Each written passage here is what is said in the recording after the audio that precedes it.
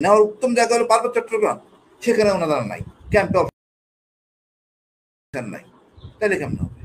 আর বলেন অন্যান্য সুযোগ সুবিধা, হ্যাঁ সেনাবাহিনীকে সেই কাজের জন্য প্রশংসিত সুযোগ সুবিধাগুলো দিতে হবে, কাঙ্ক্ষিত সুযোগ সুবিধা। যেমন আমরা যুদ্ধ করলে ভালো, খুব ভালো কাজ করলে স্বায়ত্তশাসিত সেনাবাহিনীর প্রধান প্রশংসাপত্র দিতেন, এখন হয়তো দেয়, বাট বীর প্রতীক বা অন্যান্য খেতাব যেগুলো ছিল সেগুলি এখন নাই। এটা আওয়ামী সরকার ইচ্ছে করে করছে। এটা একটা মানুষ কাজ করে, আমি একটা ভালো একটা অ্যাওয়ার্ড পাবো, যদি সাফল্য লাখ মানে লাখ যদি ফেভার করে, ঝুঁকি সেনাবাহিনী নিবে, সেইগুলি বন্ধ করে দেওয়া হয়েছে। তারপরে মনে করেন ডিফারেন্সিয়েট করা হয়েছে। প্রিয় দর্শক, স্ক্রিনে থাকা ভিডিওটা ইতিমধ্যে আপনারা দেখতে পেরেছেন। আজকের ভিডিওটা খুবই গুরুত্বপূর্ণ, খুবই ইম্পর্টেন্ট একটা ভিডিও। প্রিয় দর্শক, বাংলাদেশের নাগরিক হয়ে থাকলে আমরা সরাসরি লাইভে চলে যাই। খুবই গুরুত্বপূর্ণ মানুষ সাংবাদিক ইলিয়াস হোসেন ভাই, আজকে এই লাইভটা খুবই গুরুত্বপূর্ণ হতে যাচ্ছে। আমরা কথা না বলে সরাসরি স্ক্রিনে চলে যাই। সেনাবাহিনীতে যোগদান করছে যুদ্ধ করার জন্য, যুদ্ধের স্বাদটা নিতে হবে। আর নেওয়ার উত্তম জায়গা হলো পার্বত্য চট্টগ্রাম, সেখানে ওনারা নাই, ক্যাম্পে অফিসার নাই, তাহলে কেমন হবে? আর বলেন অন্যান্য সুযোগ সুবিধা, হ্যাঁ সেনাবাহিনীকে সেই কাজের জন্য প্রশংসিত সুযোগ সুবিধাগুলো দিতে হবে, কাঙ্ক্ষিত সুযোগ সুবিধা। যেমন আমরা যুদ্ধ করলে ভালো, খুব ভালো কাজ করলে স্বায়ত্তশাসিত সেনাবাহিনীর প্রধান প্রশংসাপত্র দিতেন, এখন হয়তো দেয়, বাট বীর প্রতীক বা অন্যান্য খেতাব যেগুলো ছিল সেগুলি এখন নাই। এটা আওয়ামী সরকার ইচ্ছে করে করছে। এটা একটা মানুষ কাজ করে, আমি একটা ভালো একটা অ্যাওয়ার্ড পাবো, যদি সাফল্য লাখ মানে লাখ যদি ফেভার করে, ঝুঁকি সেনাবাহিনী নিবে, সেইগুলি বন্ধ করে দেওয়া হয়েছে। তারপরে মনে করেন ডিফারেন্সিয়েট করা হয়েছে, যে সেনাবাহিনীর খেতাব যারা পাবেন তাদের পুরস্কার একরকম, ৭১ পুরস্কার একরকম। আপনি দেখেন আয়রন ক্রস, সেই ফার্স্ট ওয়ার্ল্ড ওয়ার থেকে শুরু করে পরিবর্তন হয় নাই। আওয়ামী সরকার ইচ্ছে করে এটা করছে, যাতে এরা কাজ না করে, এর ক্ষমতা কমাই দাও, খেতাব কমাই দাও। তারপরে দেখেন একটা অফিসার হিলটাসে ক্যাম্পে থাকে, ভাঙ্গা চূড়া একটা ছনের ঘরে থাকে, তার থাকার কথা কিন্তু সুন্দর একটা কোয়ার্টার। সেই জায়গায় বিসিএস ক্যাডার বলেন, কৃষি বলেন, যাই বলেন, একটা ভালো সম্মানজনক অবস্থা থাকে, না হলে সে একটা হাউস অ্যালাউন্স পায়, মুভমেন্ট করলে টিএডিএ পায়। সেনাবাহিনীর কিছুই নাই। এই একই সেনাবাহিনী অফিসার বিডিআরে যখন কাজ করে সুন্দর টিএডিএ পায়, হাউস রেন্ট সহ পায়। এই বৈষম্য থাকলে তো আসলে একটু হতাশ হয় মানুষের। এগুলি আমরা কখনো চিন্তা করতাম না। কেন করতাম না? আমি কমিশন পেতে হিল টেস্ট আমাদের নিজের মনে করে নিছি। এখন দেখেন নিজের মনে করে নিতে যাইয়া জনগণ জানে না আমাদের কত অফিসার মারা গেছে। আজকে একটা অনুষ্ঠান হচ্ছে হিল টেস্ট নিয়ে, জনগণ জানে না আমাদের কত অফিসার মারা গেছে, কত বাঙালি মারা গেছে। এগুলি আনা হয় নাই। আমাদের এই মৃত্যুর পিছনে দায়ী ভারত, অ্যাবসলিউটলি ভারত। শান্তিবাহিনীকে প্রশিক্ষণ, অস্ত্র দেওয়া, আমাদের প্রায় ৩০,০০০ লোক মারা গেছে। কোনো রাজনীতিবিদ কোনো কথা বলেন নাই। হোক বিএনপি, আওয়ামী লীগ করার কথাই না, ঠিক করছে। মাহমুদুর রহমান বলেছিলেন যে সেনাবাহিনীর সমস্যার জন্য হাসিনাই বলছিলেন যেটা আর্মি দায়ী। শহীদ জিয়া রহমান এই যে বাঙালিকে পাঠানো ছিল, গৃহহীন বাঙালি, নদী ভাঙ্গা বাঙালি, রিকোয়েস্ট করে পাঠানো ছিল অর্থ দিয়ে, মানে টাকা পয়সা যতখানি করে দরকার পূর্ণবাসিত করাতেই আজকে পার্বত্য চট্টগ্রাম আমাদের মধ্যে রয়ে গেছে। এখন কেউ পার্বত্য চট্টগ্রামে আদিবাসী না, সব বহিরাগত। সুতরাং কেউ হয়তো ৪০ বছর, কেউ ২০০ বছর, বাট কেউ এই এলাকার আদিবাসী না। এখন দেখেন অন্যান্য উপজাতিদের দেওয়া হচ্ছে, এখন চাল দেওয়া হচ্ছে, কিন্তু বাঙালিরা পাচ্ছে না। এই বর্ষার সময় বাঙালিদের কি কষ্ট ভাই বোঝাতে পারবো না। পাহাড়ে ডালে বাঙালি বসবাস করে, ওই ডিসি অফিসের ওয়ার্নিং দেবে যে ভূমিধস হবে, সবাই নামাই দেবে। এই লোকগুলি রাস্তায় রাস্তায় ঘুমাবে, দেখবেন যেটা পলিথিন নিয়ে করতেছে। আর ফরেস্টের লোকরা লাঠি নিয়ে দৌড়াতে থাকে, তার ফরেস্টে যেন নতুন করে না ঢুকে। এতো মানুষ, বাংলাদেশের নাগরিক, ও যুদ্ধ না করবে ৭১, দাদা যুদ্ধ করছে, ওর বাঁচে থাকার অধিকার আছে। কিন্তু আমরা কতটুকু করছি? কিছুই করিনি। মানে খুবই লজ্জা, খুবই লজ্জা। ইলিয়াস ভাই বুঝাতে পারবো না পাহাড়ে বাঙালিরা কি কষ্ট করে। আপনি বলা নাই কয়া নাই, কদিন আগে সরকার ইউপিডিপের সাথে বৈঠক করছে। আমি এটা আমি এখন এই জায়গায় বলছি, বিরোধিতা করি, বাট আমি মনে করি এটা দরকার আছে। জিএসএস এর সাথে করবে, ইউপিডিএফ জিএসএস ব্যালেন্স নাইলে সমস্যা। এখন পাহাড়ে তো শুধু চাকমা থাকে না, মারমা শুধু থাকে না, ত্রিপুরা থাকে না, আরো ১১টা জাতি বসবাস করে। তাদের প্রতিনিধি কই? তাদের লোকজন কই? তারা তো ১ পয়সা সরকারের সুবিধা পায় না। আমি বহুবার বলছি, এই ১১টা উপজাতি হারায় যাওয়া উপজাতি বললেন, টংচঙ্গা, চাক, মুরং, তারপরে এই যে বলেন বোম, কুকি, এই লোকদের তো প্রতিনিধি থাকতে হবে। জনগণ জানেই না এরকম জাতি, এদের একজন প্রতিনিধি সংসদ থাকলে অসুবিধাটা কোথায়? বেতন ছাড়াই থাকবে, তার প্রতিনিধিত্ব করবে। আপনি ওন যদি না করেন, তারা কোথায় যাবে? এদের সবাইকে ওন করতে হবে, তারপরে সব স্টেক হোল্ডারতে বসতে হবে, তোমাদের কিভাবে তোমাদের সমস্যার সমাধান করা যায়। আমরা তা করি না, আসলে সমস্যার সমাধান করতে চাচ্ছি না। আমি মনে করি ভাই আপনি এইদিকে একটু আসি স্যার, এইদিকে একটু আসি যে আপনি মানে এই যে সংকটটা তৈরি হইলো, ঢাকাতে যে সংকট তৈরি হইলো, এই সংকটের জন্য দায়ী কে? কি হলো বা এই হচ্ছে? সংকটের জন্য দায়ী সেনাপ্রধানের অনুসারীরা, তাদের আশেপাশের লোকগুলি এটা তাদের রং পথে গাইড করতেছে। একজন সেনাপ্রধান জানেন না, উনি সব ফেসবুক দেখেন না, তেমনও পড়েন না, ডিসকভার, তার যে সহযোগীরা আছে ভুল পথে গাইড করতেছে। আমার খেয়াল আছে স্যার 96-এ কথা বলছেন, আমি তো মিলিটারি অফিসে থাকা থেকে আমি কিন্তু খেপে গেছিলাম খালেদা জিয়ার উপরে, কেন আমার সেনাপ্রধানকে বের করে দেওয়া হলো, সত্য কথা, তা মেজর। বাট এই পাঁচটাকে, এটা গণতান্ত্রিক প্রক্রিয়া, এটা গ্রহণযোগ্য না। আমিও ভুল, আজকে যেটা হইতেছে এটাও ভুল। সেনাপ্রধান এইসব কথা বলতে পারেন না। উনি যদি সেনাবাহিনী প্রধান ওনার অফিসারের সাথে কথা বলেন, আমি বলবো তার ব্যর্থতা, কেন এই তথ্যগুলি বাইরে গেল। আর সে যদি নিয়ে থাকে সেটা ভিন্ন কথা, তাহলে উনি প্রচন্ড ভুল করে ফেলবেন। অর্থাৎ সেনাপ্রধান দাবি করেন একটা প্যাট্রিয়টেড আর্মি, সেটা না, তার সাথে একমত না। জনগণের পার্সেপশন কি দাঁড়াইছে, আর্মির প্রতি নেগেটিভ হয়েছে লোক। আমি মনে করি সেনাপ্রধান যাই করুক, উনি 5 তারিখে এই বিপ্লবের শেষের দিকে হইলেও উনি আমাদের দলের, আমাদের বিপ্লবের সাথে ছিলেন, এই জন্যই প্রশংসিত। বাট ওনার যদি কিছু কাজ করেন যেটা রাষ্ট্র পরিচালনার ক্ষতিকর, তাহলে ভুল। সরকারের উচিত সেনাপ্রধানকে আপন করে নেওয়া, আর সেনাপ্রধানও উচিত যে সে সেনাপ্রধান, তার নিজের একক কিছু করার নাই। এই সমস্যা গত 2 দিন আগের না, এই সমস্যা শুরু হয়েছে আপনি খেয়াল করেন শাহবাগে, ওই বিজয়ের পরে বাংলাদেশ সবাই যে মানে একটা বিজয় হলো, সাফল্য হলো, সেই মানে আওয়ামী লীগের নিষিদ্ধ হলো, তারপরে যে একটা বড় খানা খাওয়া দাওয়া হলো, গরু জবাই করা হলো শাহবাগে, তখন থেকে সমস্যাটা শুরু হয়েছে। আর এই সমস্যার মূল কারণ হলো আওয়ামী লীগকে নিষিদ্ধ করো। এটা হয়তো সেনাবাহিনীর উপরে জেনারেলদের 90% কেন, আমি বলবো অন্তত 50% জেনারেলরা অখুশি। তারা তো আওয়ামী সুবিধাবাদী জেনারেল ছিল, তারপরে সামনে বিচার, নানা সমস্যায়, তো এইখানে তারা একটু অখুশি, আওয়ামী লীগ আসতে পারলো না, নির্বাচন করতে পারলো না। এতে অন্তত আমি মন খুললে হলেও কিছু করার নাই, জনগণ চায় না আওয়ামী লীগ আসবে না, আর এটাই বাস্তবতা। তারপরে দেখেন এই ইশরাক, আমাদের খোকাবাইয়ের ছেলে, তার এই বিজয়টা না উচিত হয় না, এটা বিতর্ক সৃষ্টি করছে। আমি মনে করি এই বিতর্কের জন্যই লোকজন খেপে গেছে। তারপরে যেন ওয়াকার কথোপকথন, ভুল বোঝাবুঝি, ওইখানে মনে করেন ওই স্টেডিয়ামের ওখানে সেনাবাহিনীর ওখানে ট্রুস মুভমেন্ট, নানা রকম সমস্যা, এপিএসসি মুভমেন্ট, এগুলো নিয়ে অনেক আস্তং, মানে ওই দিন থেকে প্রায় 7-8 দিন এই ভুয়া রিউমার চলতেছিল। ভারত খুশি হচ্ছিল, তা আমরা এমন কোনো সুযোগ দিব না। সেনাবাহিনীকে বিতর্ক করার অবকাশ কারো নাই, সেনাপ্রধানেরও নাই। সেনাবাহিনীর প্রধান, সেনাবাহিনী দেশের সার্বভৌমত্বের প্রতীক, বাট আনুগত্য করে চলতে হবে। উভয়ের সাথে বিশাল গ্যাপ, এই গ্যাপের জন্য দায়ী আমাদের হাসান হাফিজ স্যারের কোর্সমেট জেনারেল হাফিজ। এই গ্যাপ হওয়ার কোনো স্কোপ নাই। জেনারেল হাফিজ যদি ডাকতেন সেনাপ্রধানকে দিকে আসো, এইগুলি কাভার আপ করে এগুলি করো, উনি করেন নাই। তো ওনার কাজটা কি?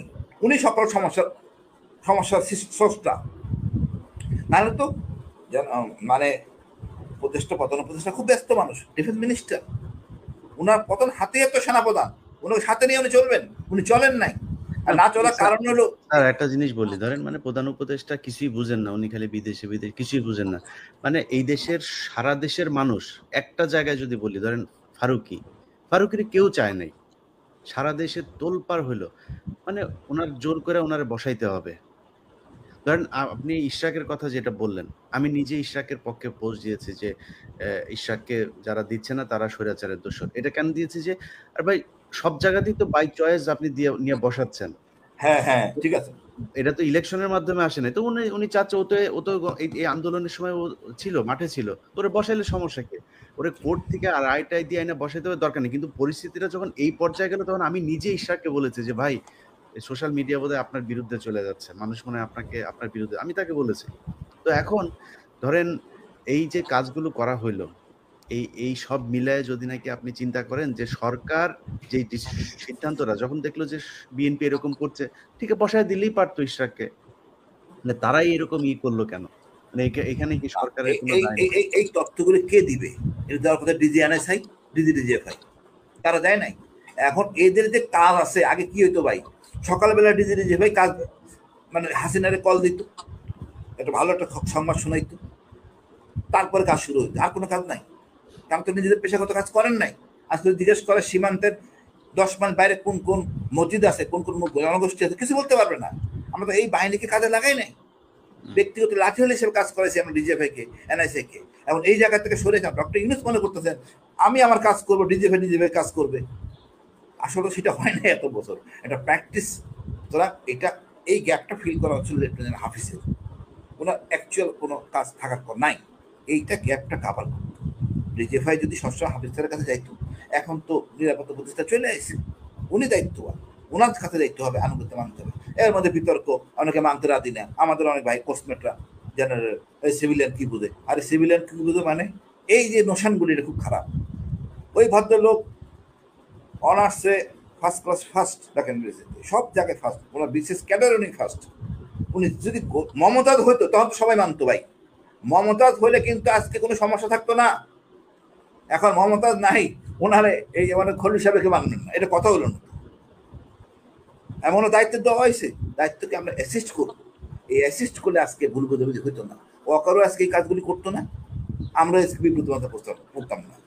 আমার মনে হয় এই সমস্যাটা সমাধান হবে, এই জিনিসটা কাভার আপ করবেন, যাতে আমরা দেশটাকে কাঙ্ক্ষিত জায়গায় নিতে পারি ভাই।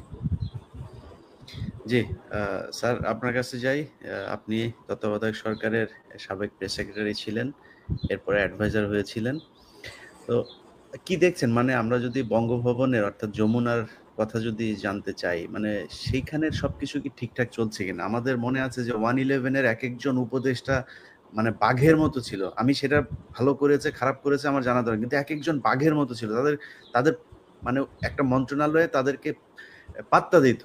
কিন্তু এখনকার অনেক উপদেষ্টাদেরকে দেখি সচিবরা পাত্তা দেয় না, উপদেষ্টারা অসহায়ের মতো কথা বলে। নানান দিকের মানে একটা জায়গায় পুলিশের আপনি যদি দেখেন আইজিপির এক এক ওসিকে সরানোর ক্ষমতা আইজিপির নাই। বিভিন্ন দিকে এই যে ক্ষমতাকে করে দেয়া আপনার মানে ডিস্ট্রিবিউট করা, এটা আপনি আগের যে সরকার ছিল তার সাথে কোনো বর্তমান তত্ত্বাবধায়ক সরকার যদি বলি বা নিরপেক্ষ সরকার যেটা বিপ্লবী সরকার, কোনো পার্থক্য দেখছেন কিনা, ভুল দেখছেন কিনা? ধন্যবাদ জনাব ইলিয়াস হোসেন, এবং আজকে এই অনুষ্ঠানের সহ আলোচক ব্রিগেডিয়ার হাসান নাসির এবং কর্নেল হাসিনুর রহমানকেও ধন্যবাদ জানাই। আজকে আমাকে যে প্রশ্নগুলো আপনি করেছেন, আমার মনে হয় আমার জন্য এটাই ভালো। এবং তারা যেহেতু দুজনই সেনাবাহিনীতে ছিলেন, তাদের বক্তব্য একাডেমিক্যালি তারা বলছেন, সেই হিসেবেই থাকাই ভালো। ধন্যবাদ। আমি মনে করি এই বিষয়টা উত্তর এভাবে দেওয়া দরকার যে আপনার প্রশ্নের মধ্যে উত্তর আছে। উত্তরটা হচ্ছে এরকম যে বর্তমান সরকারের যে উপদেষ্টা আছেন বেশিরভাগ অভিজ্ঞতাহীন, এবং এর আগের যে সরকারগুলোর সাথে আপনি যদি তুলনা করেন, বিচারপতি শাহাবুদ্দিন আহমেদের সরকার, এমনকি বিচারপতি লতিফুর রহমানের সরকার, বিচারপতি হাবিবুর রহমানের সরকার, যে কেয়ারটেকার গভর্নমেন্টগুলো বা ইন্টারিম গভর্নমেন্ট ছিল, প্রথমে যে বিচারপতি শাহাবুদ্দিন আহমেদ 1991 সালে যে গভর্নমেন্ট পরিচালনা করেছিলেন, সেটা অন্তর্বর্তীকালীন সরকার ছিল বর্তমান সরকারের মতো। এবং সর্বশেষ ইভেন 111 যে সময়ে জেনারেল মঈন আহমেদ আমাদের কাছ থেকে ক্ষমতা দখল করেছিলেন, তারপর আমি বলবো আপনার সাথে একমত হয়ে যে সেই সরকারের উপদেষ্টারাও যথেষ্ট যথেষ্ট আপনার ভূমিকা রেখেছিলেন এবং আইন শৃঙ্খলা ঠিক করে রেখেছিলেন, এবং মানুষ বাঘের মতো ভয় পাচ্ছিল। কথাগুলো সত্য সত্য কথা বলতে হবে। আজকে আমাদের আলোচনার মধ্যে ব্রিগেডিয়ার হাসান নাজির বলেছিলেন যে আমরা 1996 সালের 20 মে যে একটা ব্যর্থ অভ্যুত্থান অ্যাবর্টিভ কু যেটা হয়েছিল, তার উপরে আমরা বেশিরভাগ আলোচনা করব। এবং মাত্র 4 দিন আগে 20 মে আমরা পার করেছি। এরপরে বাংলাদেশে আমি একটা জিনিস এই প্রসঙ্গে বলা প্রয়োজন মনে করি যে সশস্ত্র বাহিনী, বাংলাদেশ আর্ম ফোর্সেস যে ভূমিকা আমাদের মুক্তিযুদ্ধে বা স্বাধীনতা যুদ্ধে রেখেছে, পরবর্তীকালে রেখেছে, প্রত্যেক সরকার পরিবর্তনে ভালো এবং মন্দ, কখনো কখনো ভালো কাজে, কখনো মন্দ কাজে বা খারাপ কাজে সেনাবাহিনী ব্যবহৃত হয়েছে বা সেনাবাহিনীর কমান্ডাররা এর মধ্যে যুক্ত হয়েছেন। সেই হিসেবে আমরা যদি ধরে নেই, 1971 সালে জেনারেল মোহাম্মদ আতাউর গনি উসমানী বাংলাদেশের প্রথম জেনারেল, সর্বাধিনায়ক, স্বাধীনতা যুদ্ধের সর্বাধিনায়ক, বাংলাদেশের মুক্তিযুদ্ধের সর্বাধিনায়ক, শুধুমাত্র সেনাবাহিনীর বা সশস্ত্র বাহিনীর সর্বাধিনায়ক না, এখানে ভুল বা শুদ্ধ হয়েছে এটা বলার সুযোগ নাই, এই কারণে যে তখন আমরা হেফাজত ওয়েতে আমরা স্বাধীনতা যুদ্ধ শুরু করেছিলাম এবং জেনারেল উসমানীকে এটা কনফার করা হয়েছিল। অস্থায়ী সরকার 1971 সালে মুজিবনগরের আমর কানুন থেকে তাকে মুক্তিযুদ্ধের সর্বাধিনায়ক, মুক্তি বাহিনীর সর্বাধিনায়ক তাকে করেছিল এবং তার সমস্ত মুক্তিযুদ্ধ সার্টিফিকেট গুলোতে এইভাবে ছিল, আছে পুরোনো সার্টিফিকেট গুলোতে। তো সেই সময় 71 সালে 11টা সেক্টরে বাংলাদেশকে ভাগ করা হয়েছিল। তেলিয়াপাড়াতে সেক্টর কমান্ডারের মিটিং করে জেনারেল উসমানী যেভাবে বাংলাদেশ স্বাধীনতা যুদ্ধে দায়িত্ব নিয়েছিলেন, সেটা ভারত যদি আমাদের সহযোগিতা নাও করতো, একটু সময় বেশি লাগতো, বাংলাদেশ স্বাধীন হতো। কথাটা ফ্রেম করার জন্য সংক্ষেপে নিয়ে যাচ্ছি। এরপর 1975 সালে বাংলাদেশ সেনাবাহিনীর যে ভূমিকা এবং বাংলাদেশ সেনাবাহিনী বিদেশি আগ্রাসন থেকে বাংলাদেশকে রক্ষা করলো। তারপরে আপনি চলে আসেন 1990 সালে, যে সেনাবাহিনীর প্রধান জেনারেল হোসেন মোহাম্মদ এরশাদ 15 বছর ক্ষমতা থাকার পর যখন আন্দোলনের মাধ্যমে 1987 সালে সরকার পরিবর্তন হলো না, যেহেতু সেনা প্রধান বা সেনাবাহিনী সরকারের পক্ষে ছিল, যখন সেনাবাহিনী এবং সেনা প্রধান 1990 সালে জেনারেল নুরুদ্দিন খানের নেতৃত্বে সরকারের পক্ষ থেকে সাপোর্ট উইথড্র করলো, উইথড্র করার পরে সরকার পরিবর্তন হয়ে গেল। আমরা সেই সময়ে কাছাকাছি আন্দোলনে ছিলাম, আমি এটাও শর্ট করছি। এরপরে আমরা যদি 96 সালের 20 মের যে কু হয়েছিল, যে কুয়েতে জেনারেল আবু সালেহ মোহাম্মদ নাসিম বীর বিক্রম, তার সাথে আমার ব্যক্তিগত সম্পর্ক ভালো ছিল, কিন্তু তিনি একটা কথা আমাকে প্রায়ই বলতেন বঙ্গভবনে বিভিন্ন রিসেপশনে, স্বাধীনতা যুদ্ধ বিজয়, স্বাধীনতা দিবস, বিজয় দিবস সহ বিভিন্ন অনুষ্ঠানে বলতেন যে I will be another Zia Rahman. আমি বলতাম তাকে যে আপনি আনাদার জিয়া রহমান হবেন কি হবেন না, অনলি আল্লাহ নোজ। বিষয়টা হচ্ছে যে এখানে এইভাবে আপনি কথাগুলো পাবলিক মিটিং এর পুরো, আমি তো একা কথাগুলো বলছি আপনাদের কয়েকজনকে, আমি এইভাবে না বলাই ভালো। অর্থাৎ একটু আগে ব্রিগেডিয়ার হাসান নাসির বলছিলেন যে 96 সালের 20 মের কুর আগে কিন্তু জানাজানি হয়ে গেছিল অনেক আগে থেকে। এমনকি টিএনটির চেয়ারম্যান জেনারেল নাসিমের মামা এম.এইচ চৌধুরীকে বেগম জিয়ার হাত দিয়ে, প্রধানমন্ত্রী বেগম জিয়ার হাত দিয়ে সেখানে বসানো হয়েছিল। কেন? তার হাত দিয়ে টেলিফোন ইন্টারসেপ্ট করা হবে গুরুত্বপূর্ণ লোকদের, সেটা করা হয়েছিল। এবং আমি সেদিন দৈনিক দিনকালে ব্রিগেড জেনারেল নাসিমের যে কথোপকথন, বাংলাদেশের কোনো পত্রিকা সেদিন সাহস করে নাই, আমরা সেদিন সেই পত্রিকাতে জেনারেল নাসিমের ক্যাসেট কেলেঙ্কারি প্রকাশ করেছিলাম, আমাদের বোমা মেরে অফিস উড়িয়ে দেওয়ার হুমকি দেওয়া হয়েছিল, সেটা ফেস করেছিলাম আল্লাহ রহমতে। যাই হোক, বিএনপিকে বলা হয়েছিল এবং জেনারেল নুরুদ্দিন খান যখন সেনাবাহিনী প্রধান ছিলেন, 49 জন ব্রিগেডিয়ার কর্নেলের চাকরি চলে যায়। নুরুদ্দিন খান গলফ ক্লাবে গলফ খেলেন, তাদেরকে অফিসাররা ফোন করে বলেন, জেনারেল নুরুদ্দিন খানকে অফিসাররা ফোন করে বলে, স্যার আমার তো চাকরি নাই। বলে কি বলো? আমি তো জানি না, ফাইল তো আমার মাধ্যমে আসে নাই। জেনারেল নাসিম তখন ডিজি ছিলেন, তাকে এতই বিশ্বাস করা হয়েছিল, তার মাধ্যমে সব ফাইল যেত, তিনি এইভাবে ফাইল সাইন করে নিয়ে আসতেন। অনেক ঘটনা ঘটেছে, মানে এরপর যেটা হয়েছে নাসিম ক্ষমতা দখল করবেন বিশ্বাস করা হয়নি। এখন যদি এরপরে আমি চলে আসি 2007 সালে, আমি যখন রাষ্ট্র ক্ষমতা ছিলাম, যখন জেনারেল মইনু আহমেদ ক্ষমতা দখল করেছিলেন, সেটাও আমি সংক্ষেপ করব। তখন বলা হয়েছিল রাজনৈতিক সরকারকে, নির্বাচিত সরকারকে আমি বলেছিলাম, এবং আমি শীর্ষস্থানে 5 পাতার আমার হাতের লেখা কাগজ দিয়েছিলাম যে জেনারেল মইনু আহমেদকে যাতে সেনাপ্রধান না করা হয়। তারপরে করা হয়েছিল, কিন্তু পরবর্তীতে যখন আমার হাতে পূর্ণ ক্ষমতা আসলো, তখন আমাকে তাকে বাদ দিতে দেওয়া হয়নি এবং সেনাবাহিনীতে কোনো বাদ দিতে দেওয়া হয়নি কাউকে। এবং এই যে বিষয়গুলো এগুলো করা হয়েছে, এখানে ভালো মন্দ খারাপ কারো বিরুদ্ধে পক্ষে আমি কিছুই বলছি না, আমি ফ্যাক্ট গুলো বললাম সংক্ষেপে। এরপরে যারা দেখেন 96 সালের 20 মের যে অ্যাবোর্টিভ কু বা ফেইল কু অথবা ব্যর্থ অভ্যুত্থান যেটাই বলি না কেন, এরপরে সর্বশেষ যারা দাঁড়িয়েছে যে 16 বছর, প্রায় 16 বছর বা 15.5 বছর শেখ হাসিনার নেতৃত্বে যে একটি অবৈধ, একটি ফ্যাসিস্ট, একটা স্বৈরাচারী সরকার বাংলাদেশের রাষ্ট্র ক্ষমতা জগদ্দল পাথরের মতো চেপে বসেছিল।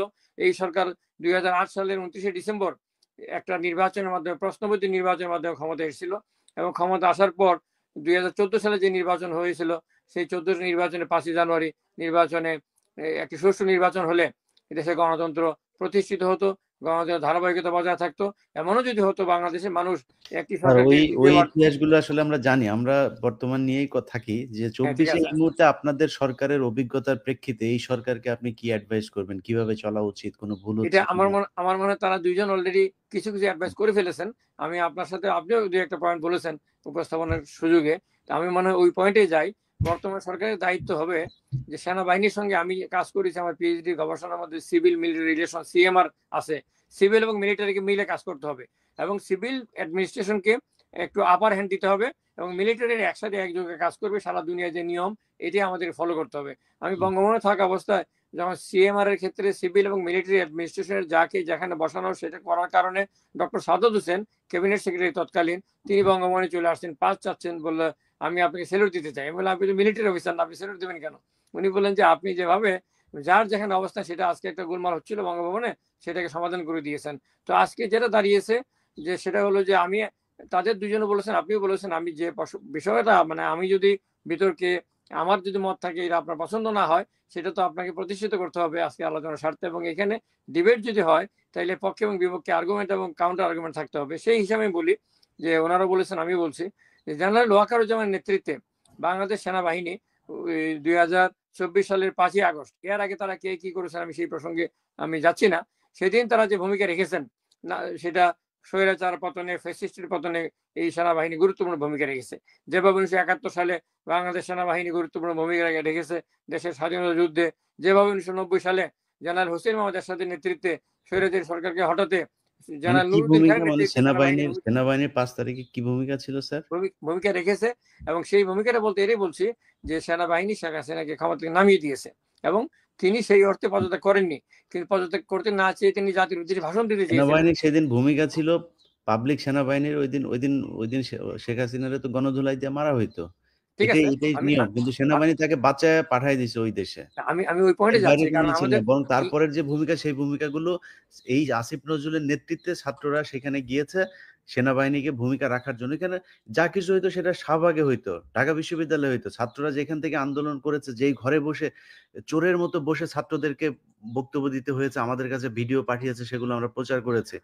সেইখানে বসে হইতো সরকার গঠন। কিন্তু ক্যান্টনমেন্টে গিয়ে সেই সরকার গঠন করেই তো সবকিছু নষ্ট হয়েছে। এটা তো আপনার পয়েন্টটা কারেক্ট, এটা করলে ওই সময় করতে হতো, কিন্তু তারা তো ওই সময় না করে 2 মাস 3 মাস পরে পরে ঘুম থেকে উঠে তারা যে কাজটা করছে, এখন ওনারাও বলেছেন এনসিপি যে কাজগুলো করেছে, তারা যেটা ইউনূস সাহেব তো নিজেই বলেছেন কালকে, বলেছেন যে তোমরা আমাকে বিপদে ফেলেছো, তোমরা যদি নিজেরা এখন সংযত না হও তাহলে আমি পদত্যাগ করবো। এখন কথা হচ্ছে যে আপনি যেটা বলছেন কথা তো কারেক্ট, বিপ্লব যদি হয়ে থাকে তো ওই একবারই সবকিছু করা উচিত ছিল। সেনাবাহিনী সমর্থন দিত 90 সালের মতো, এই সেনাবাহিনী সমর্থন দিত, কিন্তু সেনাবাহিনী যে জায়গায় গিয়ে সমর্থনটা দিয়েছে, আমি বলেছি আগেই, এই সেনাবাহিনী গত 16 বছর শেখ হাসিনা টিকিয়ে রেখেছে। এই সেনাবাহিনী এর আগে মুক্তিযুদ্ধে অংশ নিয়েছে, এটা যেমন পক্ষে বলেছি, আবার টিকিয়ে রেখেছে এটা আমি বিপক্ষে বলেছি। জেনারেল মঈনুল আহমেদ এবং নাসিমের কথা আমি বিপক্ষে বলেছি। বাট আমি যে কথাটা বলতে চাচ্ছি যে বর্তমান সেনাবাহিনী যেটা করছে, যে জেনারেল ওয়াকারুজ্জামান যেটা বলেছেন যে তিনি কু করবেন না, আমি যেহেতু যুক্তির কারণে আমি কথাগুলো আবার আমি আমার বক্তব্যটা দিচ্ছি।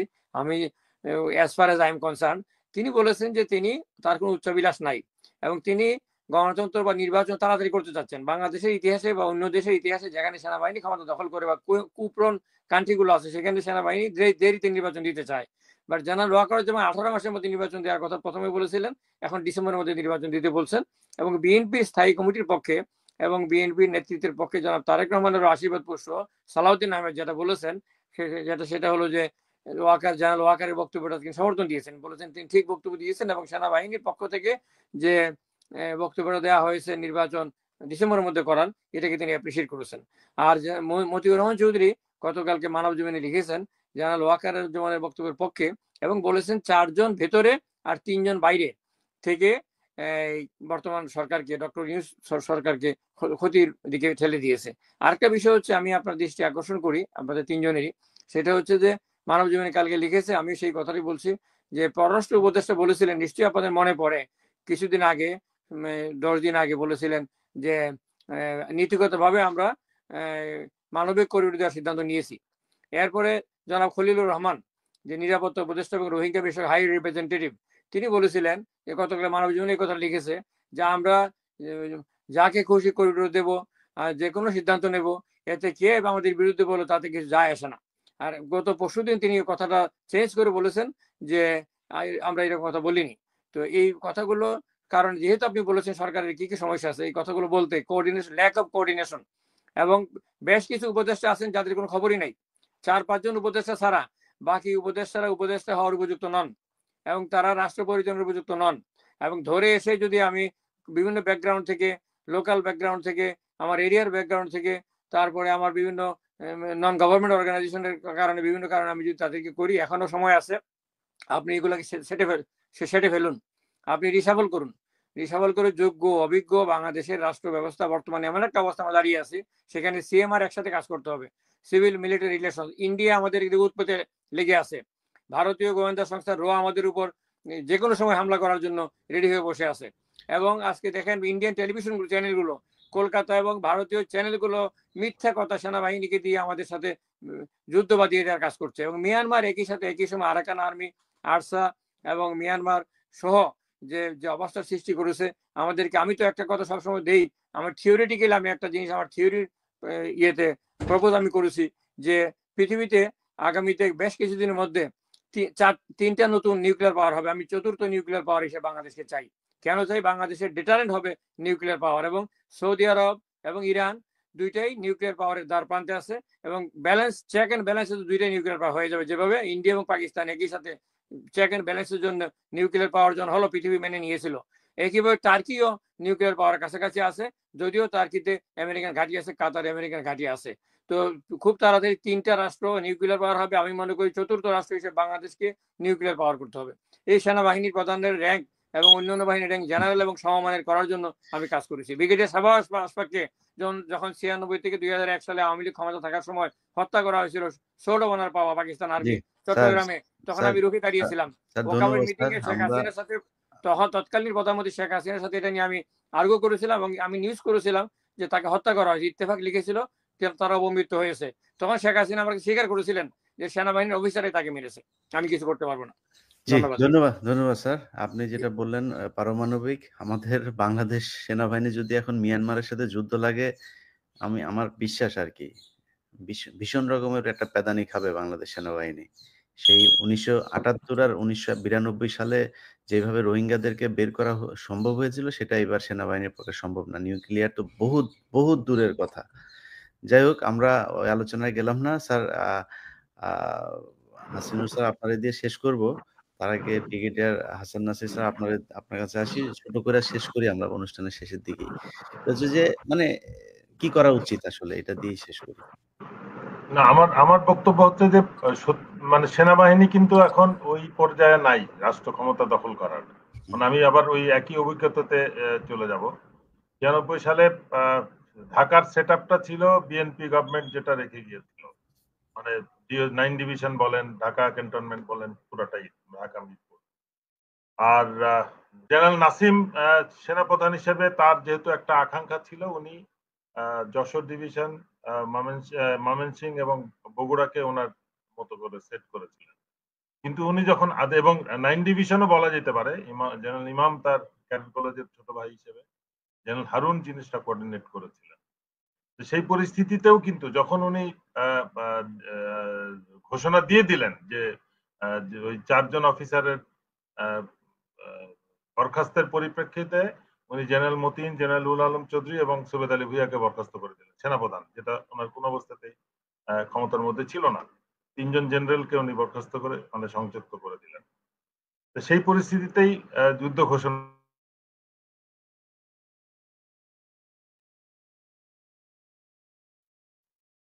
তখন আমরা দেখলাম যে যশোর ডিভিশনে শুধু আদেশটা জারি হয়েছে। সারা দিন ধরে চেষ্টা করার পরে জেনারেল ইব্রাহিম শুধু একটা আদেশ জারি করতে পেরেছিলেন যে উনি ঢাকার দিকে মার্চ করবেন। বগুড়ার থেকে একটা রেকগনাইজেন্স পার্টি 19 তারিখ রাত্রে বের হয়েছে, ঘাটে আরিচা ঘাটে ওই নগরবাড়ি ঘাটে এসেছিল। পরদিন সকালে ওরা আসার আগেই দেখছে যে বগুড়ার থেকে ব্রিগেড আসার আগেই কিন্তু তারা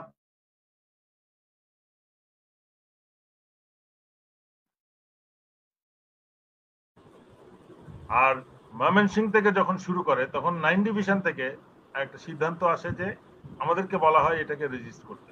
9 ডিভিশনে আপনি তখন অলরেডি 2 বছরের উপরে আমি জীবন অপারেশন, এবং তার আগে দীর্ঘ সময় 2 বছর প্রায় সময় ছিলাম, কোনো আমার সিনিয়র ছিল না কর্নেল স্টাফ, যার ফলে পুরো দায়িত্বটাই ছিল। এবং 1 মাস প্লাস আগে কর্নেল মাসুদ জয়েন করেন, মাসুদ উদ্দিন চৌধুরী বিখ্যাত। উনি মোটামুটি কাজ বোঝার আগেই কিন্তু এই ঘটনা শুরু হয়ে গেছে। তখন আমরা দেখলাম যে ময়মনসিংহ থেকে যে ট্রুপসটা মুভ করেছিল সেটাও কিন্তু ব্রিগেড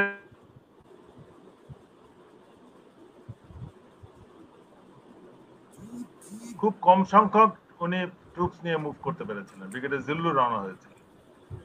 এই জিনিসগুলো খেয়াল করতে। এখন আমি উল্টা সাইড আসি, যখন রেজিস্ট্যান্সের প্রশ্ন আসলো যে না এই কুয়ের পক্ষে যাওয়া হবে না 9 ডিভিশন, জেনারেল ইমাম সত্যিকার অর্থে নীরবে সাপোর্ট দিচ্ছিলেন এবং চাচ্ছিলেন যে 9 ডিভিশন জেনারেল নাসিমের পক্ষে যাক, কিন্তু ইট ইজ ইয়াং অফিসার্স, মানে আমার rank lieutenant colonel and below, তারা কিন্তু আমরা রেজিস্ট করছি।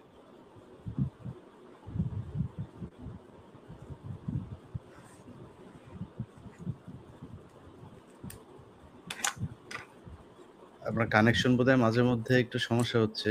ঢাকাতেও একই কাহিনী।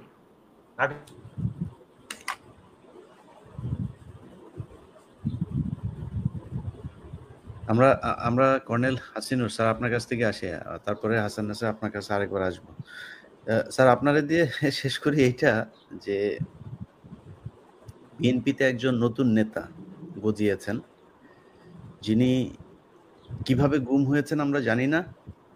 ভারতে আমার কাছে বেশ কিছু ছবি এসছে, তিনি ভারতের একটা বিশাল আলিশান এক বাংলোতে ছিলেন শিলংয়ে, এবং সেই শিলংয়ে হাসান নাসির স্যার আপনার কাছে আমি আবার আসবো, আপনার কানেকশন আমরা হারিয়ে ফেলেছিলাম, আমি আবার আসবো কর্নেল হাসিনুর কাছ থেকে ঘুরে আসি। আমি ওইটুকু এখানে একটু শেষ করে দিই।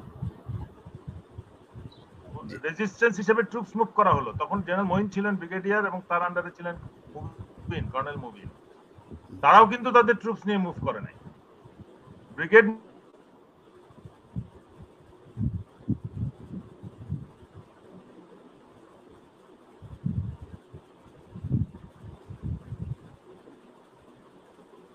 মানে after 3-4 hours effort general Moeen তখন অনলি 79 ট্রুপস নিয়ে গাজীপুর গেছিল।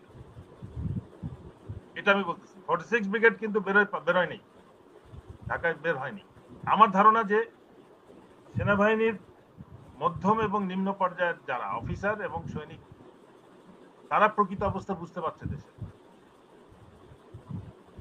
সেই পরিপ্রেক্ষিতে সেনাবাহিনীকে বৃহত্তর স্বার্থে কোনো ব্যবহার করা, দেশের বৃহত্তর স্বার্থের বিরুদ্ধে ব্যবহার করা এখন সম্ভব না। তারা জানে, কিন্তু জনগণের সাথে তারা মোটামুটি সোশ্যাল মিডিয়ার কারণে যথেষ্ট আপডেটেড। এই জন্য আমি বলতেছি যে কেউ যেন ওইটা চিন্তা না করে। আমরা কিন্তু ওই দিক থেকে আমার মনে হয় নিরাপদ আগের থেকে, যেহেতু সেনাবাহিনী আরো অনেক বেশি মানে পেশাগতভাবে একটু পিছিয়ে আছে।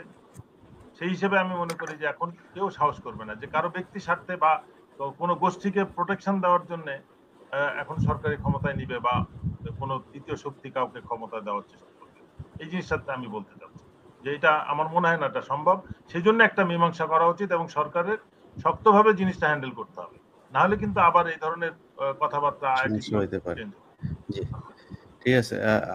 কর্নেল হাসিনুর স্যার আপনারা যেটা প্রশ্ন করছিলাম যে বিএনপি কি, যে নেতার কথা বলছিলাম সালাউদ্দিন সাহেব, বিএনপি কি ভারতের ফাঁদে পা দিচ্ছে কিনা সালাউদ্দিনের হাত ধরে, এরকম কোন সিমটম আপনি দেখছেন কিনা? ভাই আমরা গুম ছিলাম, এই গুম কমিশনে দৌড়াদৌড়ি করা, আগে পাশে কত কিছু কাজ করছি, তারপর মনে করেন মামলা করছি।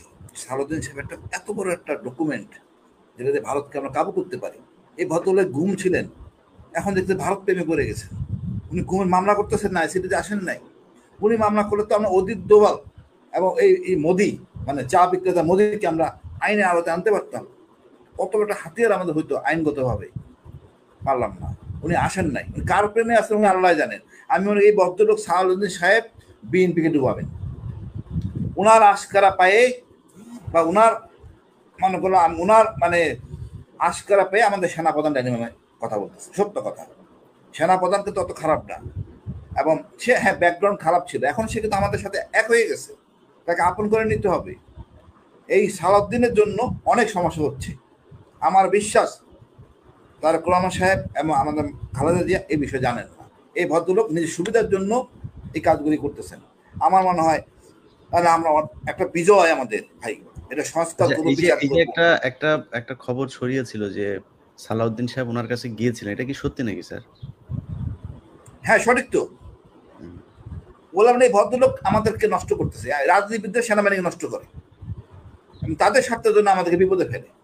আমি মনে করি একটা বিজয় আসে, কিন্তু ধরে রাখা ডিফিকাল্ট। সেই ডিফিকাল্টির মধ্যে আমরা আছি। ডক্টর ইউনূস একটা বেসামরিক ব্যক্তি, উনি আর্মি নিয়মকানুন বা এই অসভ্য কালচার যেগুলো ছিল হাসিনার সময়, সেটা উনি বুঝে উঠতে পারতেছেন। তবে আমি ডক্টর খলিলের কথা বলবো, উনি ডিজিএনএসআই ডিজিএফআই তার বেবি, উনি দুইজনকে দুই পকেটে নিয়ে হাঁটবেন, তারপরে সিদ্ধান্ত নেবেন। এগুলো যদি অন্য কেউ ব্যবহার করে তাহলে সমস্যা। আর সেনাপ্রধান বলবো, আপনি সম্মানের জায়গায় আছেন, উপদেষ্টাদের সাথে মিশে আমাদের একটা বিশাল নদীতে আমরা ঝাঁপায় পড়ছি, বিশাল একটা যুদ্ধ। এই যুদ্ধটা সাঁতরে পার হইতে হবে, ইনশাল্লাহ আমাদের বিজয় হবে। ভয় পাওয়ার কিছু নাই, জনগণের আস্থার জায়গায় থাকেন, কোনো রকম আদে বাদে প্রচারণা থাকবে না। সেনাবাহিনী দেশের জন্য, জনগণের জন্য, ইনশাল্লাহ আমাদের বিজয় হবে। ইনশাল্লাহ স্যার। জি, তো আমাদের দেশের সরকার এবং যারা এখন দেশ চালাচ্ছেন এবং যারা সামনে ক্ষমতায় আসবেন, আজকে এটা দেখে খুব ভালো লেগেছে যে বিএনপির যে প্রতিনিধি দল আজকে সংবাদ সম্মেলনে মিডিয়ার সামনে কথা বলছিলেন, সেখানে ডক্টর মোশাররফ এসছেন এবং অন্য নেতারা এসেছেন, সালাউদ্দিনকে সেখানে রাখা হয় নাই। আমার মনে হয় সালাউদ্দিনের ব্যাপারে খুব সাবধান থাকা দরকার। এই ব্যক্তি এখনো পর্যন্ত গুম কমিশনে যায় নাই, কোনো থানায় একটা জিডি পর্যন্ত এসে করে না, একটা মামলাও করে নাই যে আমাকে কিভাবে নিয়ে যাওয়া হলো, দেশ থেকে কারা নিয়েছে সেটা তো সে জানে। যে বাহিনীই হোক, কোন বাহিনী নিয়েছিল সেই বাহিনীর বিরুদ্ধে সে করুক। ভারতে নিয়ে গিয়েছিল, ভারত রাষ্ট্র হিসাবে আমরা রাষ্ট্রের বিরুদ্ধে এটার জন্য আন্তর্জাতিক আদালত পর্যন্ত যাওয়ার সুযোগ রয়েছে, সেটা তিনি যাচ্ছেন না। না গিয়ে তিনি দেশে ফিরেই এস আলমের গাড়িতে চড়ে বাড়িতে গেলেন, তারপরে এখন এস আলম সহ ইউনাইটেড গ্রুপকে তিনি শেল্টার দিচ্ছেন। তো সালাউদ্দিন সাহেব, আপনার বেশ কিছু জিনিস আমার হাতে এসছে, কোন কোন বাড়ি আপনি নিয়েছেন কার কাছ থেকে, সেগুলো আমরা জানাবো। ইনশাল্লাহ সেই অনুসন্ধান চলছে। এই দেশে রয়ের লোকজন এসে বিএনপির মতো একটা জনপ্রিয় দল, যারা 15 বছর এই রয়ের দ্বারা নির্যাতিত হয়েছে, যে রয়ের কি বলবো যে নিয়ন্ত্রণের থেকে তারপরে সেনাবাহিনী তারেক রহমানের উপরে নির্যাতন করেছে, সেই দলের উপরে রকে আবারও সওয়ার করতে দেওয়া হবে না। ইনশাল্লাহ আমার মনে হয় বিএনপিও সে ফাঁদে পা দেবে না। সারা ওনারা দুবার করে কথা বলেছেন, আপনি একবার বলেছেন, যদি আপনি অনেক বলেছেন, তারপরে যদি চান শেষে কিছু একটা বলে শেষ করতে চান। ধন্যবাদ। আমার মনে হয় যে সুন্দরভাবে আজকে একাডেমিক্যালি যে আলোচনাগুলো করেছেন, আমাদের সবার উদ্দেশ্য হচ্ছে একটি স্বাধীন সার্বভৌম বাংলাদেশ বিশ্ব মানচিত্রে টিকে থাকবে। Bangladesh is the 8th largest country in the world, population wise এটাকে কাউন্ট করা হয়, এবং 3rd বিগেস্ট মুসলিম কান্ট্রি। আমাদের অনেক ভালো ভালো স্টোরি আছে, সাকসেস স্টোরি আছে, আজকে এইগুলোকে ম্লান করে দেওয়া হচ্ছে।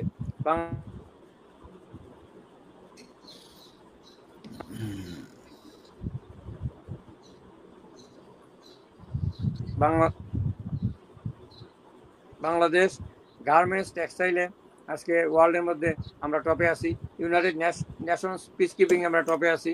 আজকে সিরামিক্স এবং এই ফার্মাসিউটিক্যালস সব বিভিন্ন ক্ষেত্রে বাংলাদেশ যে ওয়ার্ল্ড স্ট্যান্ডার্ড, ইন্টারন্যাশনাল স্ট্যান্ডার্ড আমরা রপ্তানি করছি। এবং কথা শোনা যায়? জি, শোনা যাচ্ছে, শোনা যাচ্ছে। হ্যাঁ, তো আমরা এইগুলো এই অবস্থার মধ্যে থাকা সত্ত্বেও বাংলাদেশকে আজকে ম্লান করে দেওয়া হচ্ছে। বাংলাদেশের সামনে যে সুযোগ আছে এটাকে কাজে লাগানোর জন্য professor doctor Yunus, Nobel laureate, বাংলাদেশের বর্তমান চিফ অ্যাডভাইজার, তার নেতৃত্বে এবং সেনাপ্রধান জেনারেল ওয়াকারুজ্জামানের নেতৃত্বে সিভিল এবং মিলিটারি যে রিলেশন, সেটাকে কাজে লাগিয়ে আমরা আজকে আমাদের পার্শ্ববর্তী দেশ আমাদের স্বাধীনতা সার্বভৌমত্ব খর্ব করার জন্য, ক্ষুণ্ণ করার জন্য তারা যে ধরনের পদক্ষেপ নিচ্ছে এটাকে মোকাবেলা করার জন্য ঐক্যবদ্ধভাবে আমাদের সামনে এগিয়ে যেতে হবে। এবং আজকে আপনি যে আলোচনাগুলো করেছেন এটা সমসাময়িক, কন্টেম্পোরারি, এবং এই আলোচনাটা পার্টিনেন্ট। আজকে অনেক সোশ্যাল মিডিয়াতে অনেক সময় ইন্ডিয়ান মিডিয়াগুলোতে বিশেষ করে বাংলাদেশের বিরুদ্ধে সব মিথ্যা তথ্য দিয়ে তার প্রচার করছে। এগুলোকে আমাদের মোকাবেলা করতে হবে এবং এগুলোকে মোকাবেলা করার মধ্য দিয়ে আমাদের স্বাধীনতা সার্বভৌমত্ব রক্ষার জন্য আমরা যার যে অবস্থানে আমরা আছি সেটাকে কাজে লাগাতে পারবো। ধন্যবাদ। আল্লাহ হাফেজ। জি, প্রিয় দর্শক, এতক্ষণ আমাদের সাথে থাকার জন্য ধন্যবাদ। আল্লাহ হাফেজ।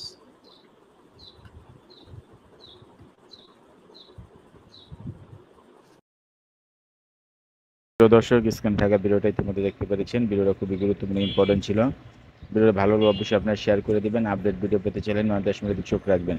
ভালো থাকবেন, সুস্থ থাকবেন। এগুলো এখান থেকে বিদায় নিয়ে নিচ্ছি। আল্লাহ হাফেজ।